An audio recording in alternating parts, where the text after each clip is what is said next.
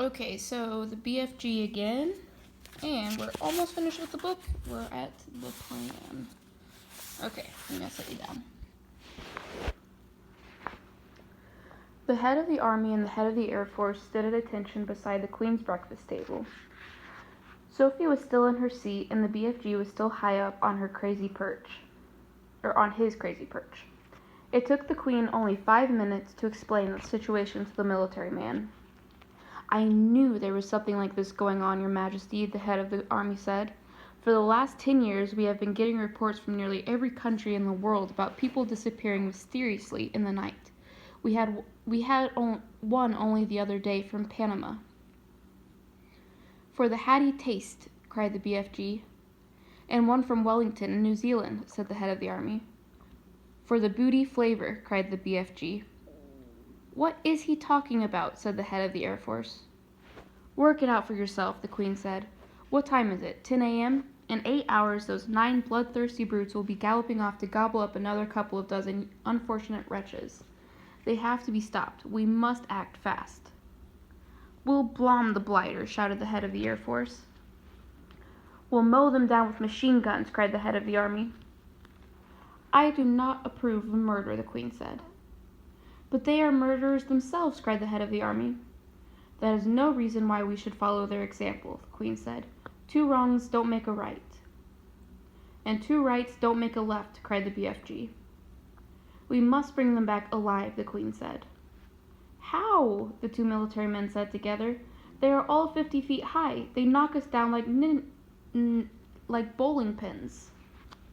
Wait, cried the BFG. Hold your horseflies. Keep your skirts on. I think I has the answer to the maiden's hair. Let him speak, the Queen said.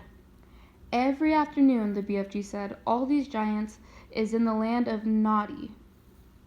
I can't understand a word this feller says, the head of the army snapped. Why doesn't he speak clearly? He means the land of Nod, Sophie said. It's pretty obvious. Exactly, cried the BFG. Every afternoon, all these 9 giants is lying on the ground snoozling away in a very deep sleep. They is always resting like that before they is galloping off to guzzle another helping of human beings. Go on, they said. So what? So what you soldiers has to do is to creep up to these giants while they is still in the land of Noddy, and tie their arms and legs with mighty ropes and chains. Brilliant, the Queen said. That is all very well, said the head of the army, but how do we get these brutes back here? We can't load 50-foot giants onto trucks. Shoot 'em on the spot, that's what I say. The BFG looked down from his lofty perch and said, this time to the head of the Air Force, You is having belly poppers, is you not? Is he being rude? The head of the Air Force said. He means helicopters, Sophie told him. Then why doesn't he say so? Of course we have helicopters. Whoopsie big belly poppers, the BFG said. Very big ones, the head of the Air Force said proudly, but no helicopter is big enough to get a giant like that inside it. You do not put him inside, the BFG said. You sling him underneath the belly of your belly popper and carry him like a portito. Like a what? Said the head of the Air Force. Like a torpedo, Sophie said. Could you do that, Air Marshal? The Queen asked. Well, I suppose we could, the head of the Air Force admitted grudgingly. Then get cracking, the Queen said. You'll need 9 helicopters, 1 for each giant. Where is this place? The Air Force man said to the BFG. I presume you can pinpoint it on the map. Pinpoint, said the BFG. Map? I is never hearing these words before. Is this Air Force bean talking sludge bungle? The Air Marshal's face turned the color of a ripe plum. He was not used to being told he was talking slush bungle. The Queen, with her usual admiral tact and good sense, came to the rescue. BFG, she said, can you tell us more or less where this giant country is? No, Magister, the BFG said, not on my Nelly. Then we're jiggered, cried the Army General. This is ridiculous, cried the Air Marshal. You must not be giving up so easily, the BFG said calmly. The first titchy bobstickle you meet, and you begin shouting you is Biff Squiggled. The army general was no more used to being insulted than the air marshal. His face began to swell with fury, and his cheeks blew out until they looked like two huge ripe tomatoes. "Your Majesty," he cried, "we are dealing with a lunatic. I want nothing more to do with this ridiculous operation." The Queen, who was used to the tantrums of her senior officials, ignored him completely. "BFG," she said, "would you please tell these rather dim-witted characters exactly what to do?" "A pleasure, Your Majesty," said the BFG. "Now listen to me carefully, you two boot-bogglers." The military men began to twitch, but they stayed put. "I is not having the foggiest idea where Giant Country is in the world," the BFG said, "but I is always able to gallop there. I is galloping forthwards and backwards from Giant Country every night to blow my dreams into little children's bedrooms. I is knowing they way very well, so all you is having to do is this. Put your 9 big belly hoppers up in the air and let them follow me as I is galloping along." "How long will the journey take?" the Queen asked. "If we is leaving now," the BFG said, "we will be arriving just as the giants is having their afternoon snozzle." "Splendid," said the Queen. Then turning to the 2 military men, she said, "Prepare to leave immediately." The head of the army, who was feeling pretty miffed by the whole business, said, "That's all very well, Your Majesty, but what are we going to do with the blighters once we've got them back?" "Don't you worry about it," the Queen told him. "We'll be ready for them. Hurry up now, off you go." "If it pleases Your Majesty," Sophie said, "I should like to ride with the BFG to keep him company." "Where will you sit?" asked the Queen. "In his ear," Sophie said. "Show them, BFG." The BFG got down from his high chair. He picked Sophie up in his fingers. He swiveled his huge right ear until it was parallel with the ground. Then he placed Sophie gently inside it. The heads of the Army and the Air Force stood there goggling. The Queen smiled. "You really are rather a wonderful giant," she said. "Magister," the BFG said, "I is wishing to ask a very special thing from you." "What is it?" the Queen said. "Could I please bring back here in the belly boppers all my collection of dreams? They is taking me years and years to collect, and I is not wanting to lose them." "Why, of course," the Queen said. "I wish you a safe journey." Okay, and the BFG had made thousands of journeys to and from Giant Country over the years, but he had never in his life made one quite like this, with 9 huge helicopters roaring along just over his head. He had never before traveled in broad daylight either. He hadn't dared to, but this was different. Now he was doing it for the Queen of England herself, and he was frightened of nobody. As he galloped across the British Isles with the helicopters thundering above him, people stood and gaped and wondered where on earth he was going. They had never seen the likes of it before, and they never would again. Every now and again, the pilots of the helicopters would catch a glimpse of a small girl wearing glasses crouching in the giant's right ear and waving to them. They always waved back. The pilots marveled at the giant's speed and at the way he leapt across the wide rivers and over huge houses. But they hadn't seen anything yet. "Be careful to hang on tight," the BFG said. "We is going fast as Fizzlecrump." The BFG changed into his famous top gear, and all at once he began to fly forward as though there were springs in his legs and rockets in his toes. He went skipping over the earth like some magical hop, skip, and jumper, with his feet hardly ever touching the ground. As usual, Sophie had to crouch low in the crevice of his ear to save herself from being swept clean away. The 9 pilots in the helicopters suddenly realized they were left behind. The giant was streaking ahead.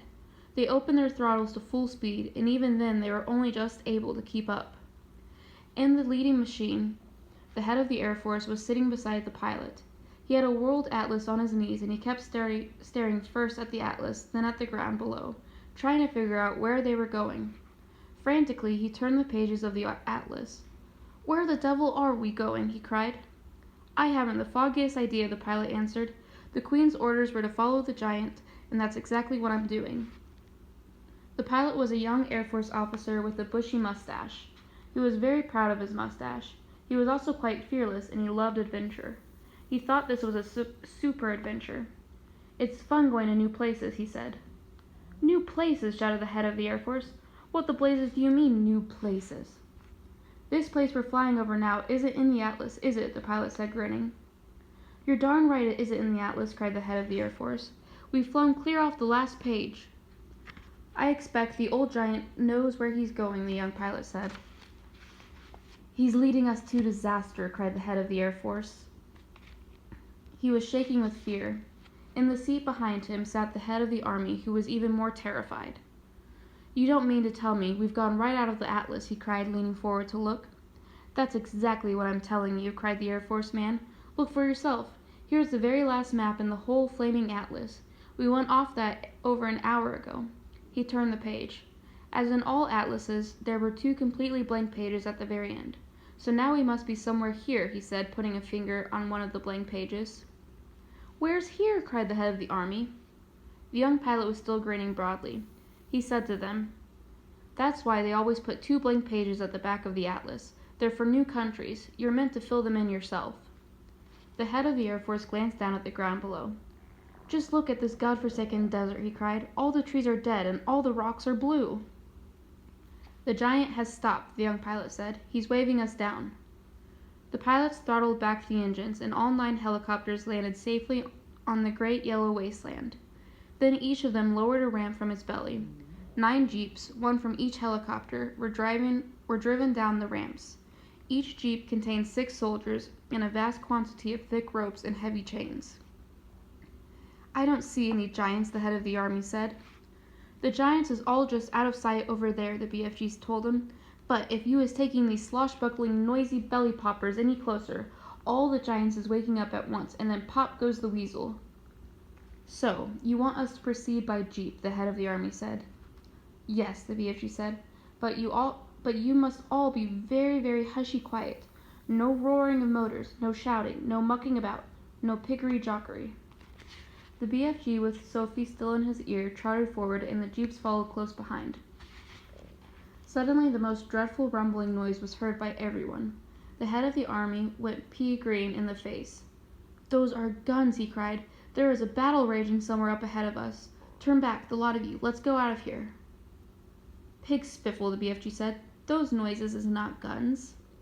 Of course they're guns, shouted the head of the Army.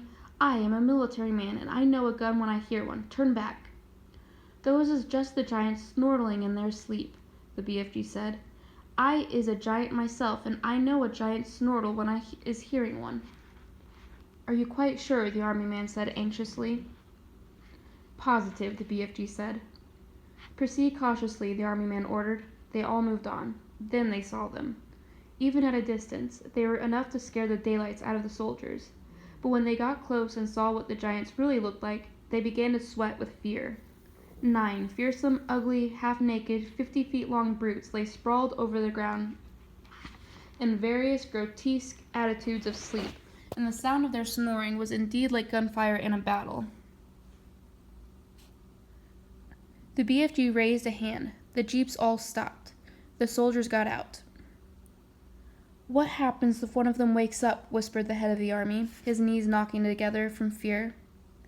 If any one of them is waking up, he will gobble you down before you can say knack jive. The BFG answered, grinning hugely. Me is the only one what won't be gobbled up, because giants is never eating giants. Me and Sophie is the only safe ones, because I is hiding her if that happens. The head of the Army took several paces to the rear. So did the head of the Air Force. They climbed rather quickly back into their jeep, ready to make a fast getaway if necessary. Go forward, men, the head of the Army said. Go forward and do your duty bravely. The soldiers crept forward with their ropes and chains. All of them were trembling mightily. None dared speak a word. The BFG, with Sophie now sitting on the palm of his hand, stood nearby watching the operation. To give the soldiers their due, they were extremely courageous. There were 6 well-trained, efficient men working on each giant, and within 10 minutes, 8 out of the 9 giants had been trussed up like chickens, and they were all still snorting contently. Or snoring. I said something the BFG would say, snortling. The 9th, who happened to be the flesh lump eater, was causing trouble for the soldiers, because he was lying with his right arm tucked underneath his enormous body. It was impossible to tie his wrists and arms together without first getting that arm out from underneath him. Very, very cautiously and carefully, the 6 soldiers who were working on the flesh lump eater began to pull at the huge arm, trying to release it. The flesh lump eater opened his tiny piggy black eyes. "Which of you is foul pesters wiggling my arm?" he bellowed. "Is that you, you rotsome man-hugger?" Suddenly, he saw the soldiers. In a flash, he was sitting up. He looked around him. He saw more soldiers. With a roar, he leapt to his feet. The soldiers, petrified with fear, froze where they were. They had no weapons with them. The head of the army put his jeep into reverse. "Human beings," the flesh lump eater yelled. "What is all you flesh-bunking, rotsome, half-baked beings doing in our country?" He made a grab at a soldier and swept him up in his hand. "I is having early suppers today," he shouted, holding the poor, squirming soldier at arm's length and roaring with laughter. Sophie, standing on the palm of the BFG's hand, was watching, horror-struck. "Do something," she cried. "Put the human being down," the BFG shouted. The flesh lump eater turned and stared at the BFG. "What is you doing here with all these grotty twiglets?" he bellowed. "You is making me very suspicious." The BFG made a rush at the flesh lump eater, but the colossal 54-foot giant simply knocked him down over with a flick of his free arm. At the same time, Sophie fell off the BFG's palm onto the ground. Her mind was racing. She must do something. She must. She remembered the sapphire brooch the queen had pinned onto her chest. Quickly, she undid it. "I is guzzling you nice and slow," the flesh lump eater was saying to the soldier in his hand. "Then I is guzzling 10 or 20 more of you midgy little maggots down there. You is not getting away from me because I is galloping 50 times faster than you." Sophie ran up behind the flesh lump eater. She was holding the brooch between her fingers. When she was right up close to the great, naked, hairy legs, she rammed the 3-inch long pin of the brooch as hard as she could into the flesh lump eater's right ankle. It went deep into the flesh and stayed there. The giant gave a roar of pain and jumped high in the air. He dropped the soldier and made a grab for his ankle. The BFG, knowing what a coward the flesh lump eater was, saw his chance. "You was bitten by a snake," he shouted. "I seed it biting you. It was a frightsome, poisonous viper. It was dreadly dangerous vid-screen viper." "Save our souls," bellowed the flesh lump eater. "Sound the crumpets. I is bitten by a suspicious, venomous vid-screen viper." He flopped to the ground and sat there, howling his head off and clutching his ankle with both hands. His fingers felt the brooch. "The teeth of the deadly viper is still sticking into me," he yelled. "I is feeling the teeth sticking into my ankle." The BFG saw his second chance. "We must be getting those viper's teeth out at once," he cried. "Otherwise you is deader than duck soup. I is helping you." The BFG knelt down beside the flesh lump eater. "You must grab your anklet very tight with both hands," he ordered. "That will stop the poisonous juice from the venomous viper going up your leg and into your heart." The flesh lump eater grabbed his ankle with both hands. "Now, close your eyes and grittle your teeth and look up to heaven and say your prayers while I is taking out the teeth of the venomous viper," the BFG said. The terrified flesh lump eater did exactly as he was told. The BFG signaled for some rope. A soldier rushed over to him. With both the flesh lump eater's hands gripping his ankle, it was a simple matter for the BFG to tie the ankles and hands together with a tight knot. "I is pulling out the frightsome viper teeth," the BFG said as he pulled the knot tighter.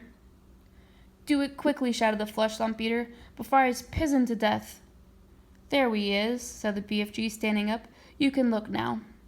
When the flesh lump eater saw that he was trussed up like a turkey, he gave a yell so loud that the heavens trembled. He rolled and he wriggled, he fought and he figgled, he squirmed and he squiggled, but there was not a thing he could do. "Well done, you," Sophie cried. "Well done, you," said the BFG, smiling down at the little girl. "You is saving all of our lives." "Will you please get the brooch back for me?" Sophie said. "It belonged to the queen."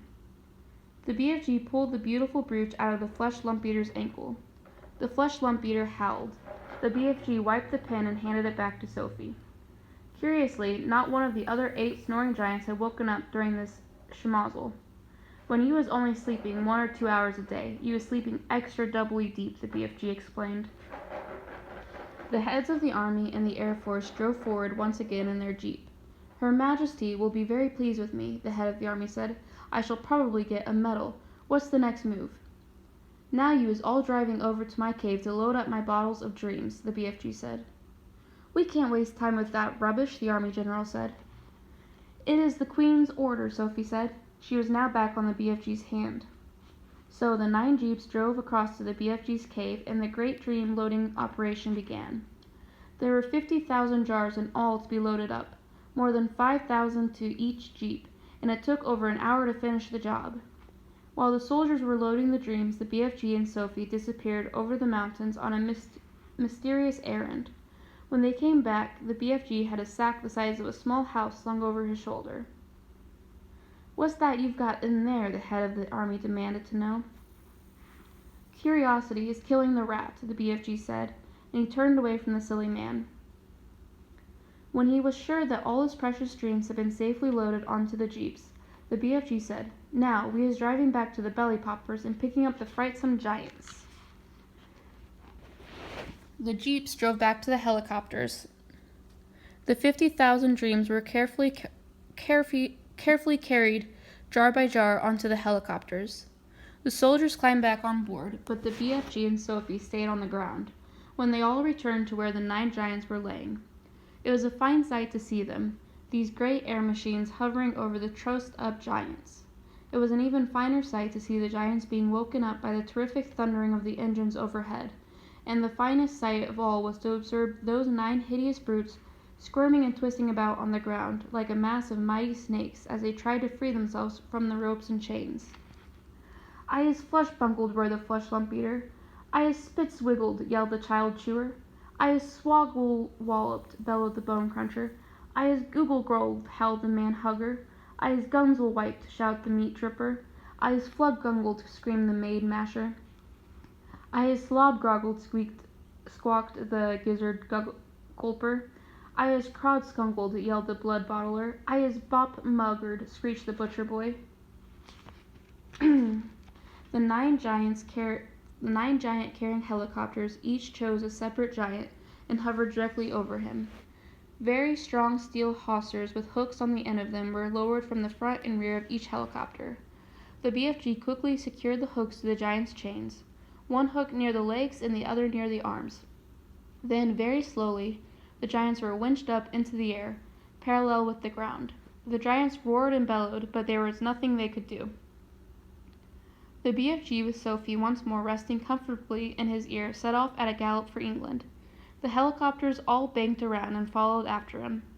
It was an amazing spectacle, those 9 helicopters winging through the sky, each with a trussed-up 50-foot-long giant slung underneath it.